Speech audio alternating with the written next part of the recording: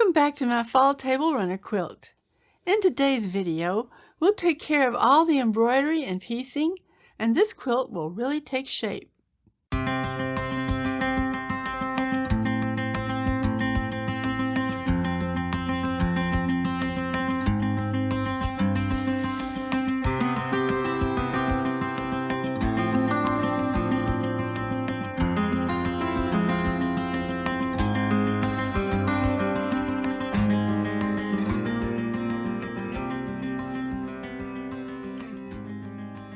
Before I start today, I want to give some special thanks to all the new subscribers I've had recently. Subscribing is really important to helping me support the content for this channel. I definitely appreciate it. And if you haven't yet, I'd be very grateful if you did. It's free for you and will help let you know when I put out new videos. With that, let's talk about what we're doing today. First, I'm going to work through the machine embroidery that is really a highlight of this quilt. Then I'll turn to some traditional piecing for borders and sashing, do a bit more embroidery on those, and finish up putting the whole top together. That's enough of me standing here talking. Let's go and get started. For the mid panels, I cut pieces of fabric large enough to fit in my embroidery hoop. After the embroidery, the background panels for the mid sections will get trimmed down to 4.5 inches by 12.5 inches. You'll have much easier time if it starts out large enough to cover the hoop, maybe 6 or 7 inches by 15 inches. Turn it over so the right side of the fabric is facing down. Now we'll back it with Madeira tearaway cotton stable. This will really help keep the embroidery from tunneling or pulling the fabric out of shape. This stabilizer is fusible, but the fusible glue isn't very strong. It's strong enough to stay in place while you're doing the embroidery, but it easily tears away when it's done. There are other products like this, but I think the Madeira is the best of them. Just iron it down. It doesn't leave residue behind, so you don't have to worry about your ironing surface. Now we put it in the hoop. This is where having the extra fabric makes it much easier. Turn it over and tighten. Then push the edges so the bottom is a little bit beyond the hoop, maybe 1/32 of an inch. I may rehoop this to straighten it out, but this shows you about how much fabric you should have. If you don't have enough of the background fabric to cut it this large, or you already have the background cut to final size, then try this. Take a piece of the Madeira stabilizer that is large enough to cover the whole hoop. Put it down with the fusible glue facing up. Place the cut background on the fusible with the wrong side toward the stabilizer and the right side up. Make sure it has plenty of margin space on each side. Then iron it down onto the stabilizer. Your results might be different, but I've never had to worry about Madeira leaving glue on the iron, which is one of the things I like about it. You'll have to be much more careful centering this in the hoop than you would if the fabric was larger, but it should work. Here I have the fabric in the hoop ready to embroider the midsection panels, and I have the design loaded up ready to go. I've stitched one of these already, but I just need to press a button on the screen and it will mirror the design for the other side of the quilt. Different machines have their own interfaces, but most have this kind of function. I'm following the instructions on screen, loading the hoop onto the embroidery module. There's also a button to baste around the design, and I'm going to do that now. Everything you can do to keep an embroidery design stable and aligned is worthwhile. I'm using a Wonderful Fabulux 40-weight variegated brown polyester thread in the machine for the branches. It comes out a little stripy, but I like the effect. If you prefer, you can use a solid brown here. The machine pretty much does this on its own, but I recommend that you stay with it the whole time to catch it quickly if some thread gets knotted on the back or something.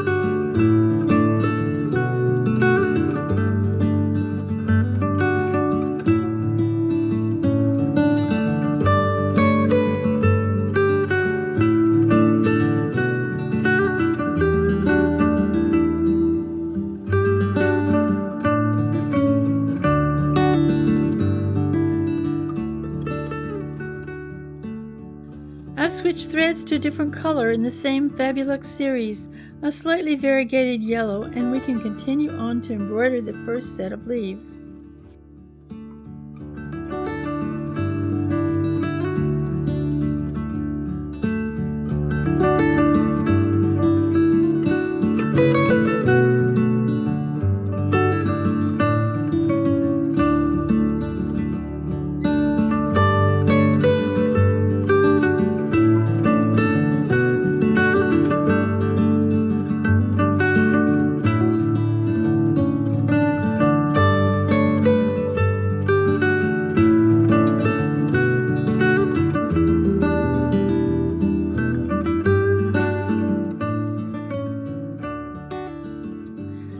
Now it's time for the red leaves, which are a really nice accent on this section. Again, this is another 40 weight polyester.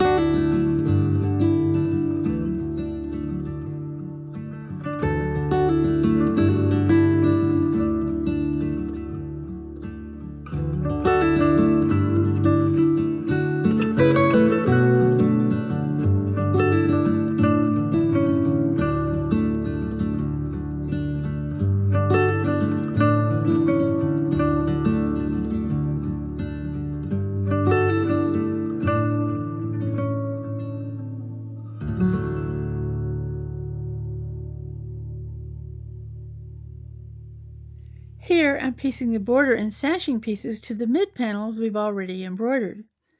I'm using my 97D foot and the little fence that comes with it to keep the 1/4 inch seam allowance straight. If you don't want to use the fence or don't have one, you can measure the seam allowance by keeping the fabric flush with the edge of the 1/4 inch foot of the machine. I'm going to start with the short sides first. They are a 1/4 inch wider than the sashings on the long sides of the panels because they have a little extra margin to square up the quilt when it's done and some space for binding. Continue on with the long sides. I pinned these on before stitching because of their length. Now, here I backed up the stitching to start off, but for a competition quilt, I would strongly recommend that you start and end your stitching using a starter piece instead. It keeps the line just a touch more accurate. Sometimes the backup stitch isn't perfectly in line with the original stitch. Now it's time to piece the borders around this end panel. To start with, the corners of the panel get what's called a snowball corner, which is really just a piece of fabric sewn on to give the corner of the quilt a diagonal bevel. To do that, I take a piece of the border fabric cut to 1½ inches square as accurately as possible, and put it facing the right side of the panel we've already appliqued, aligned with the corner of both sides. Because it's a batik, the border fabric that the square is cut from doesn't really have a right side and a wrong side that I can determine. We'll end up stitching straight down the diagonal, and you may want to mark that first, but for a piece this small, it may not be critical. Now, I'm going to take an extra one of these and use it for a starter piece. Some people call it a spider. We'll actually start our stitch on this, then cut it off at the end. It means we won't have to back up the stitch at the beginning, so we know the stitch we've lined up won't go off course. I have a 97D foot on my Bernina with the needle centered. It came with a nice little fence for keeping a consistent seam allowance, but it doesn't work for stitching a diagonal like this, so I put it out of the way. Use a straight stitch with the stitch length set to 1.5. I chose to use a thread that matched the background, actually the same one I used to stitch down the appliques. I think that makes it easier for you to see what I'm doing here, but you could also choose a thread that matches the border. Once we're done with the one corner, we clip off the starter and go on to the next corner, and then the next, until all 4 are done. Then we'll press the seam toward the dark fabric and cut the excess down to a 1/4 inch seam allowance. Now it's time to piece the side borders of this section. Again, we'll use a straight stitch with a 1/4 inch seam allowance, and this time I will pin the fabric and use the fence with my 20D foot to help keep the seam even. One of the problems you can run into sewing a 1/4 inch seam down an edge is that the end of it can veer slightly off course. To avoid that, you really want to use a scrap of fabric like your starter or spider so you can continue the stitch at the end past the end of the fabric. Backing up, either at the beginning or the end, like I did here, can sometimes make it drift. You may also have to trim the end slightly if the border piece was cut a little long or if it stretched some during the stitching. Be careful when you're getting ready to stitch the end border and the sashing between this panel and the rest of the quilt. The sashing is a 1/4 inch narrower than the end border, so you just want to make sure you pick up the right piece of fabric. I've moved on to embroidering the center panel of the table runner, where we will have a Celtic knot surrounded by a wreath of applique leaves and then some more decorative embroidery in the corners. The procedure is a lot like it was for embroidering the mid panels. One difference is that, as you can see, I traced the paper template we made earlier onto the fabric, which gives me crosshairs to mark out the very center of the design. Just like the mid panels, I backed this fabric with more of the Madeira cotton tearaway stabilizer. This time I did need to use 2 pieces of the stabilizer side by side because it doesn't come in sheets wide enough for this application. I needed the stabilizer to be wider than the fabric itself, so later when I stitch the embroidery in the corners, there's some extra margin on each side. Off camera, I've also had the Bernina stitch out a basting stitch around the edge of the design. By the way, you can either applique the leaves first or do the embroidery first. I've tried both, and I'm not sure either is substantially better, so it's really a matter of personal preference. I'm using Bernina's jumbo hoop for this design.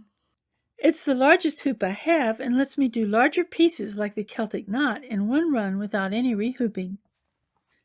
If you have their new square medium clamp hoop, you may find that works too. If you need, I've also included a slightly smaller version of the Celtic knot embroidery design with the pattern. That way, if your machine doesn't have a large enough hoop to accommodate the large version, and you don't want to have to rehoop it mid-pattern, you can use the alternate version instead. It's really just a slightly smaller version of the same design. The machine works through the embroidery design section by section, putting down an underlayment stitch and then filling in the satin stitches. The thread I'm using here is Wonderfield's Polyfest 40 weight polyester in their light gold color. It has just the right sheen for this kind of satin stitch gold embroidery. We don't recommend metallic thread for this particular design.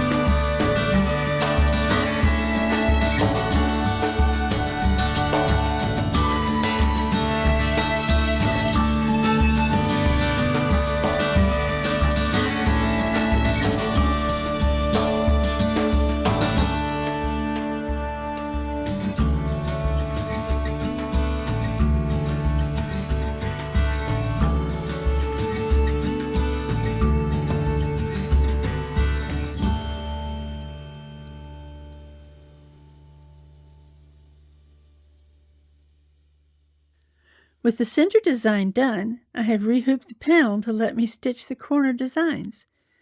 You can see here why I needed to use 2 strips of the tearaway stabilizer backing side by side. It needed to be wider than the panel itself so that the hoop has some extra stabilizer to grip onto. Even so, I have added some strips of Scotch tape to help keep the fabric from pulling during the embroidery, and I've found it really helps. So it's in the hoop securely, and you can see we have our crosshairs. I traced these along with the rest of the layout template in my pattern. On screen, I've loaded up one of the embroidery designs that comes with my pattern. This one is for the corner embellishments. It's currently set up for the upper left corner, and we need to do the lower left, so I just pushed the control to mirror it. These days, I think all embroidery machines have a way to flip the design. Now we're going to bring up what my machine calls pinpoint placement, and it's just a way to align the embroidery with the rest of the work. The machine brings up these points on screen, and you tell it which 2 of them you want to use to align with the fabric. I always use the center first, and I have that marked out from the template. Marking the center of the design should help you regardless of how your machine does this process. Now I check if it is centered, and it's a little off, so I use the controls to move it and test it again until it's really precise.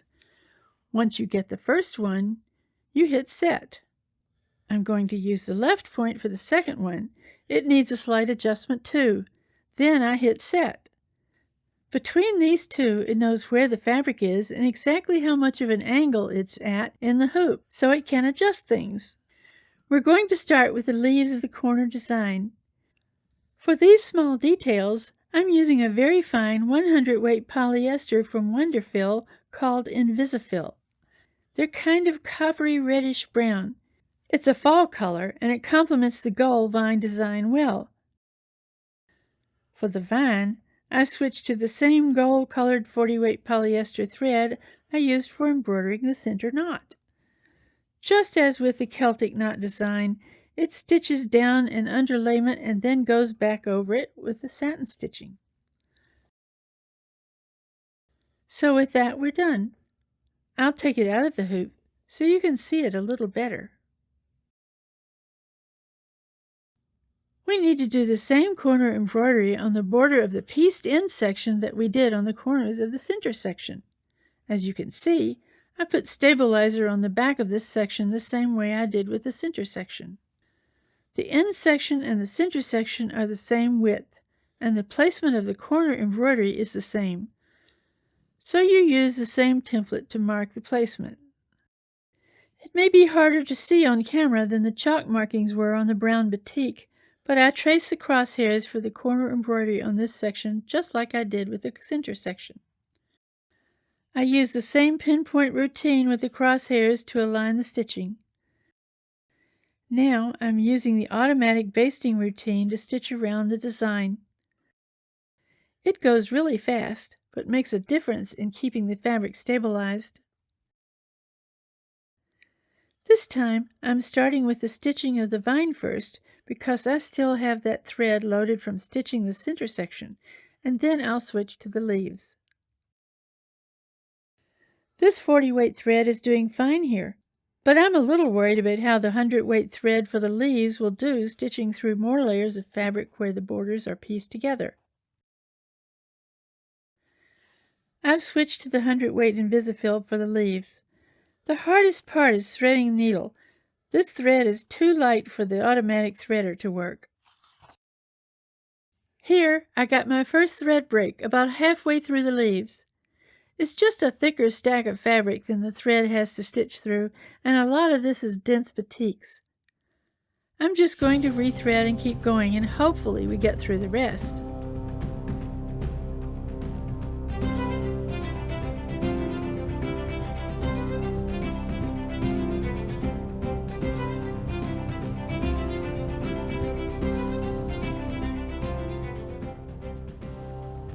On the next corner, I got through all of the leaves without any thread breaks.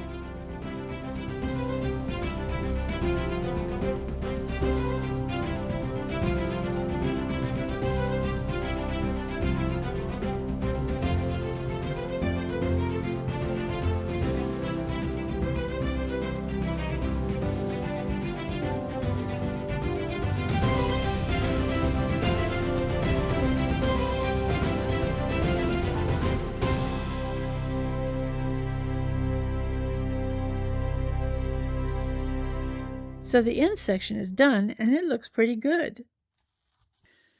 Piecing the sections together is really basic. You just need to stitch neighboring sections together with a straight stitch and a 1/4 inch seam allowance. Put the right sides of neighboring sections together and pin them so the edges are aligned. I'm using my 97D foot with a seam allowance guide just like I did when piecing the sashings. However, if you do a lot of piecing and have your own method for keeping the seam allowance straight, go ahead and use it. The thread is a 40-weight polyester that matches the border.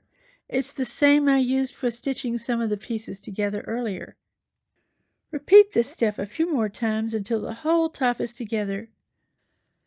This might be a good point to mention that if you are using a pieced backing fabric, you should also cut 2 pieces maybe 35 inches by 19 or 20 inches. Stitch them together with a 1/4 inch seam allowance. This will give you one long backing section a couple of inches larger than the top on each side, which is the same size you would want to cut your batting. With that, you're ready to move on to sandwiching and quilting this project. I hope you enjoyed today's video. If you're just joining us on this project, I'll leave a link at the end of this to last week's video so you can see how we started. There's also a link to my website where you can purchase the pattern you saw used here today, including the embroidery designs, shape files for cutting the appliques with a digital cutter, and a complete illustrated instruction guide. I hope you'll find some of these resources useful for your own projects too, not just this one table runner. I want to make sure you get as much out of watching these videos as I am from making them, so feel free to post your feedback, questions, and ideas in the comments below. I've used past comments to help me think about what projects to create next, and I expect to keep doing that in the future. In our final video coming soon, we'll do all of our quilting and finish off the project so it will be ready for the holidays. Until then, have fun in your studios.